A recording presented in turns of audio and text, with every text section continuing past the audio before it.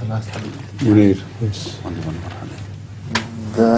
next hadith, Hudur, إذ أوحى الله إلى عيسى إني قد أخرجت عبادا لي لا يدان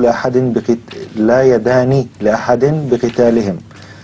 And Allah has revealed to Jesus, Isa, I have أخرجت عبادا, I have sent two people, Yajooj and Majooj, two people, nobody has got the hands to fight against them. Yes. فحرز عبادي إلى الطور. And you prepare or excite people, which means that prepare them and tell them to take shelter by the Tur. Yes. ويبعث الله يأجوج ومأجوج, and Allah will send Yajooj and Magog, وهم من كل حدب ينسلون. That's right. Okay. The point, I know this very well. The point which I make and stress is this, that by the time Jesus comes, whether according to the old school he descends from heaven, or according to Ahmadis he is born as a person of the Ummah of Muhammad Sallallahu Alaihi Wasallam, and he's entitled Jesus and entitled Mahdi, and both are the same. This is our viewpoint. But anyway, whoever he is, as long as he's called Jesus, unless he appears, there can be no question of Yajooj, Majooj having been appeared before, and Muslim people should have dealt with them successfully. Even Jesus or Mahdi, they are told that even you do not have power to materially confront them and defeat them. So how can Saddam Hussein? That has been the question I've been raising. How stupid are such excited people, they raise their banners and hold, make faces, things, and, just go mad out of excitement. That now has come Saddam Hussein to defeat them and destroy them. And it is so stupid. The Holy Quran tells a different story, Hadith tells a different story, and their story is neither here nor there. So they should carefully study the message of Muhammad Sallallahu Alaihi Wasallam and understand from that until Jesus appears, no one on earth has power or granted power, is granted power to defend against Yajooj, Majooj or Dajjal, whatever name you give him. And secondly, even Jesus will not be granted that power to physically. Both questions are answered. Now what is the meaning of Tur? Tur is the place of Tajalli, where Allah revealed himself. And much greater Tur than that Tur came in the form of Ahmad Sallallahu Alaihi Wasallam. The Holy Quran says, Law anzalna Law anzalna hadha al-Quran ala jabalil laraytahu khashiyam mutasaddiam min khashyatillah wa tilka al-amthalu nadribuha lin-nasi la'allahum yatafakkarun. Why don't they become of those people who yatafakkarun? On Tur, that tajalli of Allah was revealed, and it was shattered into pieces. And Moses swooned and fell unconscious. But the Holy Quran says, this is the Quran which is revealed to you, O Prophet Muhammad. this Quran could not shatter you. It's still intact. And you carry the weight of this tajalli while Moses could not. The Tur indicates that.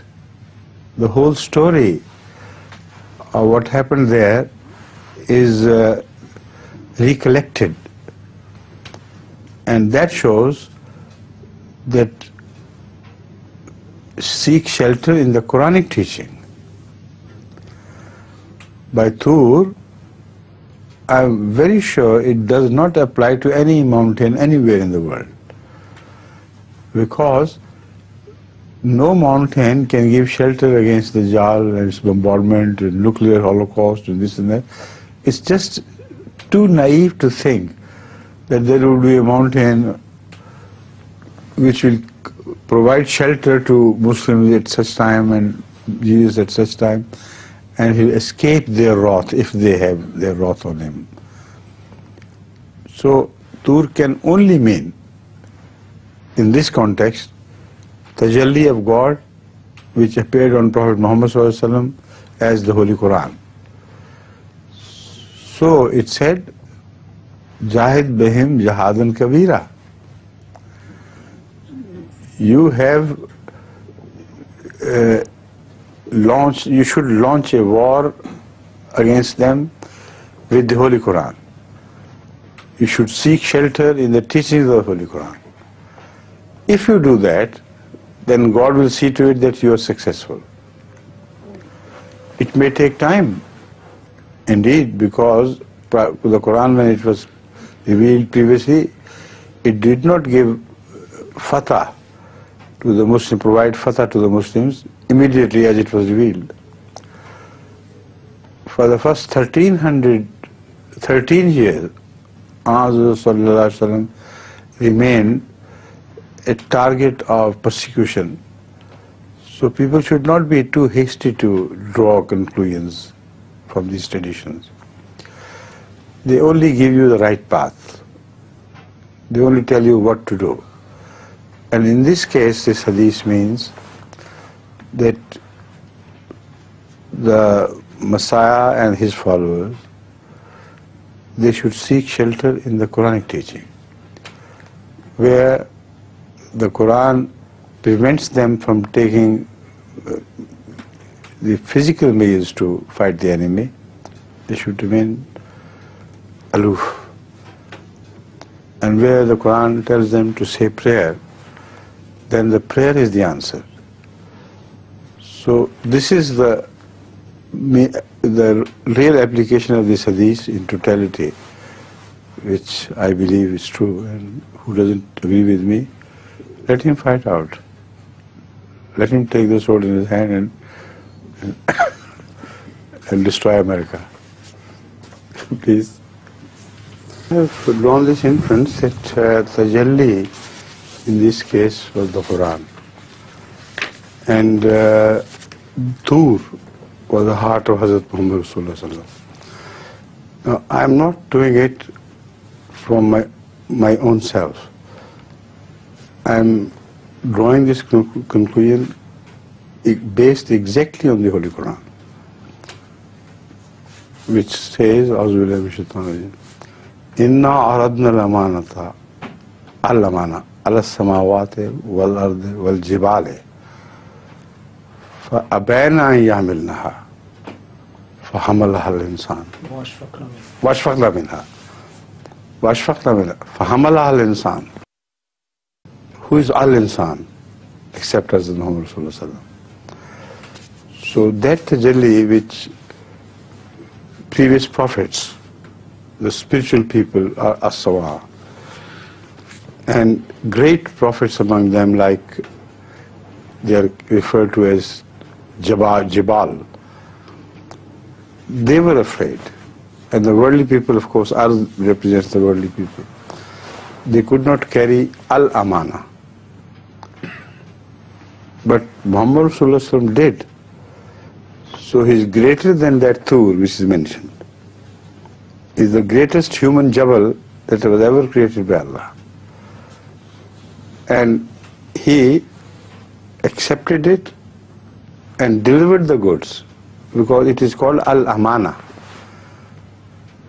If Muhammad sallallahu alaihi wasallam can be conceived as having not delivered the amana which he was bestowed upon by Allah, it's kufr, it is a total denial of Muhammad sallallahu alaihi wasallam. So this verse fully supports my inference from the other verse and inference from the hadith. The sum total of the message would be that we have bestowed amana to Muhammad Rasulullah sallam, who was the greatest man on earth, and he was a person who did it knowing the difficulties, and he was not a person who could do khiyana in the amana. So seek shelter in him and in the amana. That is the message which will be delivered to Jesus when he descends. Come under his protection.